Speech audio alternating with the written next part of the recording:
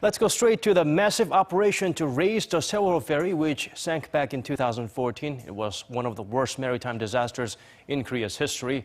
Progress is being made by the hour, but there's been a slight delay in the plan to lift the vessel, which is no easy task considering its sheer size and weight. We connect our Shin Se-min standing by, where the action has been ongoing all day. Se-min, please give us the updates. Daniel, it's getting late at night, but still the operators and the engineers at the salvaging operation site are doing their best to speed things up.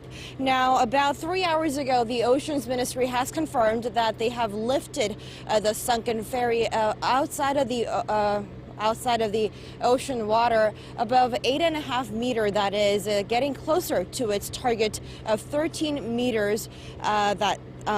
13 meters. Now, according to the plan, that's the level they have to raise up the ship in order to place it onto a semi-submersible ship for transport. And if it does, it'll be transported to the Mokpo Newport, just 90 kilometers away from here. But it'll also take at least 8 days just to get there. And this will all have to be done by Friday. That is the lifting of the ferry by Friday. A deadline set by the government for the completion of the first stage of the salvaging operation, and Friday, that is because the last day of the neap tide this month, when the gap between the high and low tides is at its minimum, a favorable condition for the salvage operation. Well, Se-min, this is certainly an emotional moment for the entire nation, especially for the families and friends of the victims of that disaster. How's the turnout over there, aside from the camera crew and the news team? I mean, as the day has progressed, we were able to spot a string of visitors taking a stop by and taking a stroll here at the Pyeongmokkang Harbor, the nearest point of land from the actual accident site. Now, this comes as the government has announced that they will forego with the plan to salvage the sunken ferry yesterday and the day before.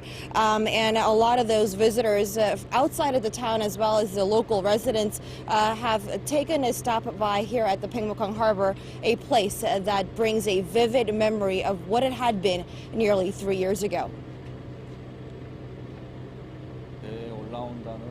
My heart sank after seeing the news that they're raising the ferry from the water.